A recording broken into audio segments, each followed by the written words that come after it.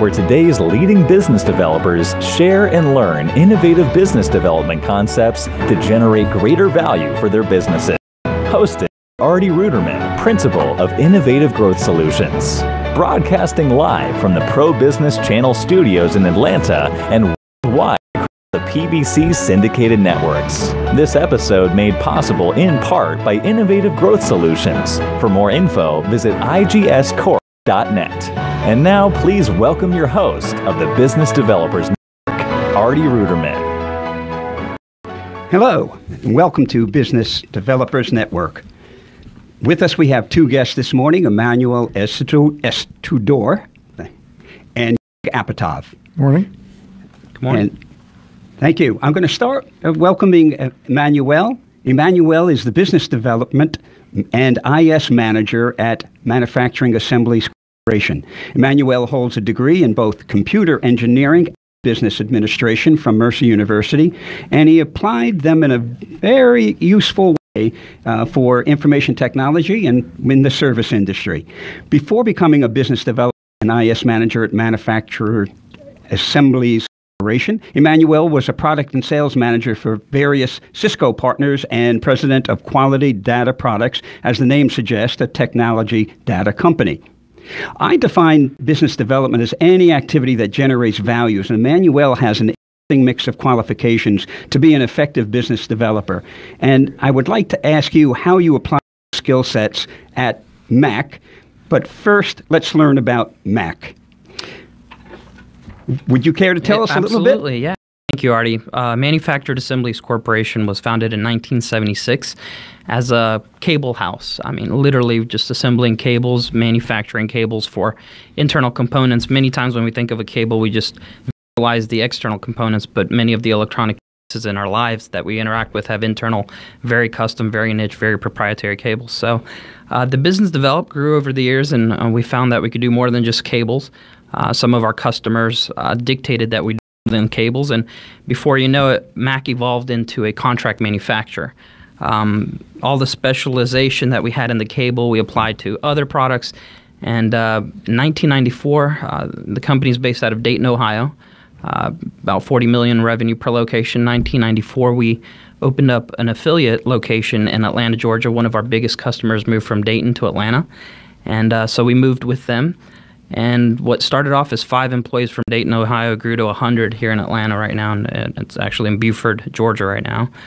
And it's a full contract manufacturing. We do design, we do engineering work, we do, from first article to production, infant to mortality of a product. So the company is very interesting in the aspect that if you were to walk our warehouse, whether in Dayton, Ohio, or Atlanta, Georgia, one day you might see golf clubs being assembled for TaylorMade, and the next day kiosks for Delta Airlines. So very, very modular in the aspect of employee skill set and production levels, but at the same time, very specific and customer intimate. So, I like that because it's already an extension of capabilities. Right, and we pride ourselves in being an extension of our customers. But the main, for our listeners who are not familiar, Sure. when you say wire harnesses and cables are the connectors that go into kiosks, like cash registers and ATM machines. And, of course, you have some leading manufacturing electronic companies that you provide those for. Absolutely. They range from anything inside a consumer electronic printer, cable assembly there, ribbon that connects the head to the actual motherboard, all the way to cables that are down to a gauge 2, very thick, very, for power companies. We tap into medical device, aerospace industry. We do a good bit of work in transportation. So, obviously we had to get the certifications in place to be able to dabble in several industries. And we said, why just cables? Let's open it up. You mentioned kiosk. We do a lot of kiosks. And what started off as, well, we're building these cables that are going inside your kiosks. Why not just assemble the whole product? And so, raw material comes in from overseas. We assemble it, package, ship it, stamp it, made in the USA, and it's out the door. Our customers' don't even know we exist, yet the products get manufactured and delivered. So in order to adapt to these capabilities, the infrastructure needed to adapt to these capabilities. Absolutely. So when you came on board, what did you see there and what did you think you had to do? Right. So I was brought in. I'm an interesting animal. Previously self-employed, had a company of 17 employees in Atlanta, just up the road here in Buckhead. I come to the table as a computer engineer first and foremost, and then the business side of it is just kind of a drive I've always had since I was little. So it's a hard animal to mix. Think a computer engineer is a cubicle worker. He's OCD. He wants to get the numbers in place, and a business guy is not. He's in sales. So I came aboard, and the team was really trying to get from 30 million to 100 million. That was the big goal. Increase revenue, margin, do whatever we can to get there. And so manufacturing. The remaining 6 months of the first year was to develop processes internally on the IT side, whether it was server, whether it was workstation related. One example was many of the employees were using one monitor. I came in there and gave everybody a dual monitor video card, and now they're doing spreadsheets on one and internet on the other. And anything I could do to squeeze out more productivity, to lower the lead time, to lower the amount of wasted time, and then increase efficiency. So first year baselining, getting the technology kinks out of the way, website, email, marketing, search engine optimization, bring them up to 2020, from mentality of knock on doors, or we're just going to keep catering to the customers. So you were brought on as an engineer company on the IT side, or for the business development side? That's a good question. One way or the other, you morphed. Yeah, in many companies of this size, you'll find people wearing multiple hats. And so my official title is Director of Business Development and Information Systems Manager. That is strange. Right. Isn't that strange? Yeah. So I really had to put on the business development hat after I developed the systems in place. I felt like before we could open the floodgates to new business and more business, there had to be a process in place that could handle it. I'm not saying that there wasn't a good process when I got there. I was just tasked to make it better. So after the first year of the computer engineering hat, the systems administrator hat, it became time to become the business development guy, and then go after new business. Sometimes, our customers, they're competitors. Why not manufacture for them? Obviously within the realms of NDAs, but the market is so big when you're a contract manufacturer, because literally we have customers that come to us with an idea on a napkin and say, hey, can you build this? We did an electronic cigarette for a company, a vapor flask actually, and we said, no, it's not manufacturable. We're looking at the design, it's bad, but no, this is going to be great. No. So after going back and forth several times, we said, let us build it like this, we'll help you. And they did it, and it was a success, and the product launched, and it was a great deal of revenue and success for them. And we pride ourselves in not just being the go do this and do it and get it handled, but also very implemental in the manufacturability of product design, the engineering. We have other customers that come and say, just buy the raw material from here, assemble it, and ship it here. But what I find interesting is here, cable assembly company, all of a sudden you're moving into contract company, and now you're going into engineering, right? So that's right. Very progressive management to be open to take advantage of the opportunities that clients are bringing to them. You're spot on, and this evolution didn't happen overnight. I mean, we've been in business 40 years, and what started as a cable house, a few employees, Fred Neimer and his, it's a family business in Dayton, Ohio, evolved into this. As our customers started demanding more, we said we do more. We started hiring talent. We started putting revenue, capital investments in equipment that could do more. And before you know it, here we are in 2018 as a full contract manufacturer. So the only real cable is the cable in our name. Manufactured Assemblies Corporation is a contract manufacturer. We're right up there, competing with the likes of Flextronics, J-Bill and others in that realm. However, our specialty are cable assemblies. Well, I'm on a mission to get across that business development is not just marketing and sales. For me, I define it as any activity that generates value, and you are in the Hall of Fame. I mean, you've taken the infrastructure and capabilities that were able them to develop business. Right. And so, I haven't the mindset of, make it better than it was when you got there, right? Leave it better than you found it, whether it's Boy Scout mentality or whatever you want to call it. But why not use something you're good at? If you're a great salesman and you go into business development, sell, right? If you're a computer engineer, in my case, why not develop the best computer infrastructure for the company, put in the best analytics, the best ERP, the best CRM, get the sales team motivated, get everything before you put on the whining and dining business development external. Why not make it internally sound before you go sell externally? And so I used every ability I had in that, and it helped to be a previous business owner and understand the big picture effect of some of the changes I was implementing. You can't Wild West your way through things just because you're a subject matter expert in that. It proved well for me. Business developer in my mind develops business both by internal change that enables you or the company to do more business, also by external change that drives more business to the company. I'm just curious, Mac is an international company, correct? I mean, your products go globally. Absolutely, yes. We do, Fortune 1000. We work with some very globally recognizable names, and you would never know it. Like I said, the only thing that gives away that we had any hand in it is the fact that it's made in the USA. That's interesting. Yeah, we have some international companies that, probably just for that value add, send their products to us. We assemble, we test, we burn in, package, ship out, back overseas to them. Well, before we break and introduce our new guest, how would people get in touch with you or with Mac? Absolutely. The best way would be to go to our website, which is www.mac-cable.com. Send an email to sales@mac-cable.com, or feel free to drop by location at 1810 Satellite Boulevard, Butte, Georgia, where we can be reached online. Our contact information is there, and we'd be more than glad to help with whatever contract manufacturing needs they may have. Great. And any last words you'd like to? No, Artie, I appreciate it. I'm excited about this, the opportunity in business development in the Metro Atlanta area, and just in general, if we can help each other think about business development in a new way, which I think I've helped a little today. I think it's a win-win for everyone. Thank you. You are a tremendous example of what I was presenting, so thank you very much. Perfect. I would like to introduce Craig Apatoff. Good morning. And Craig Apatoff is the managing partner of Ascension Strategies. He was a chief marketing officer for over 20 years of experience in strategic marketing, general management, and consultative business development for multiple Fortune 100 companies.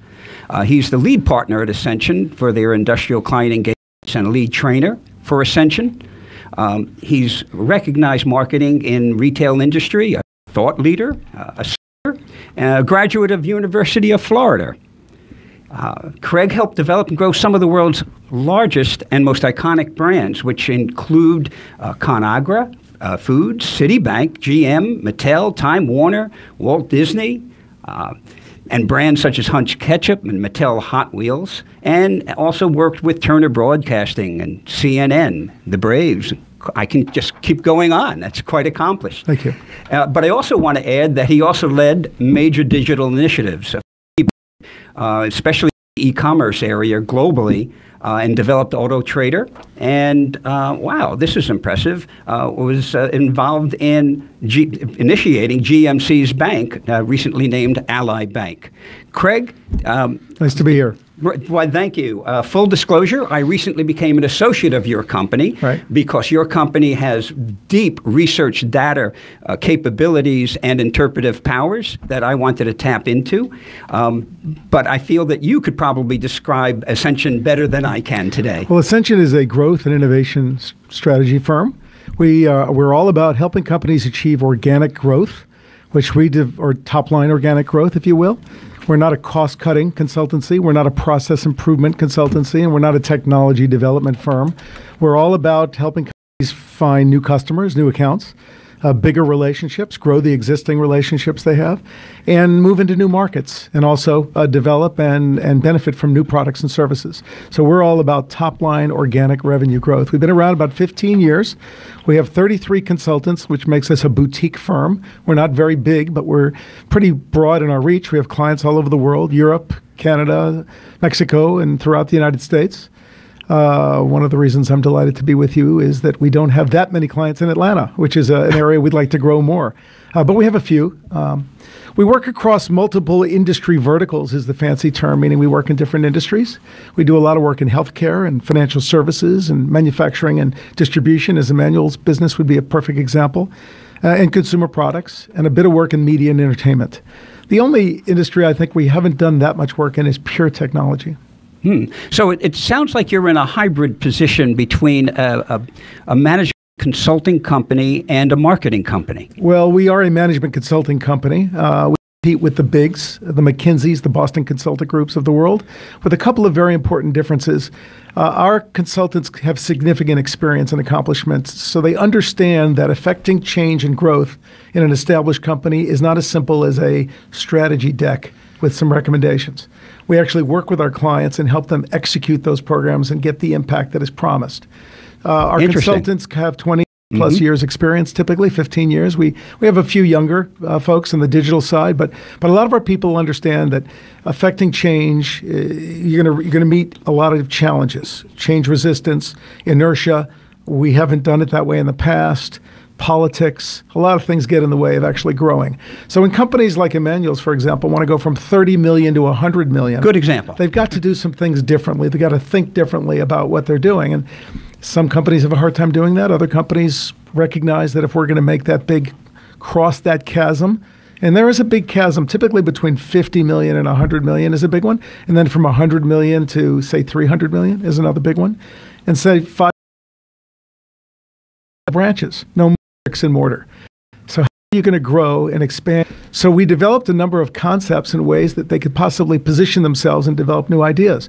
One of them was a virtual banking where people would go to what was a screen. You insert, move money, transfer money from one account to the next. You could deposit account money to open a new account. So we tested that concept with consumers, found it to be very inviting. We then worked with them on the development of this. We found a company that could build that technology sort of in its nascent stages called NCR. And Brand became the first bank in the country to deploy virtual banking kiosks. They're called Brand Express.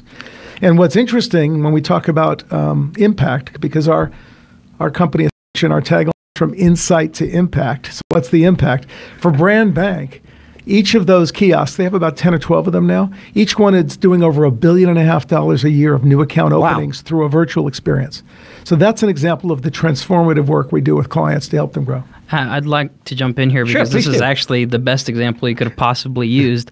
That company, NCR, came to Mac, a contract manufacturer, and had us build and assemble these kiosks that went to Brand Bank. So you knew about this. There you go. A great example. You see, you needed components, you needed specialized technology, which Mac was able to provide. Ascension provided the thought leadership and the expertise and really the inertia. Because a lot of companies don't know how to get from point A to point B. We help them do that, connect the dots. We have a company right now that's well, I shouldn't get into it. They're a container business, but they've got very strong innovation, and they were simply going to put that innovation in the container and enhance it. But we said, wait a minute, there's a much bigger idea here. This is very, very important. You need to own that. And you need to brand it, you need to position it in the market, and you need to be what we call the first mover in your category so that you can leverage being first into a business impact. So this is the kind of thing we typically do.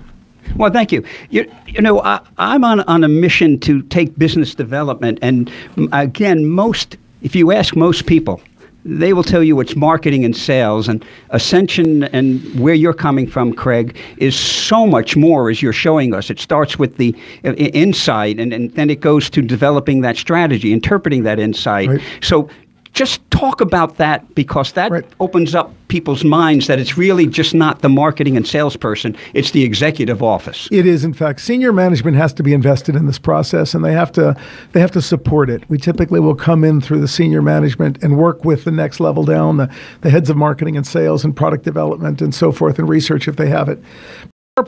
What we call AIM clients was a bank, different profitable. Only 10% of their customers were paying the bills.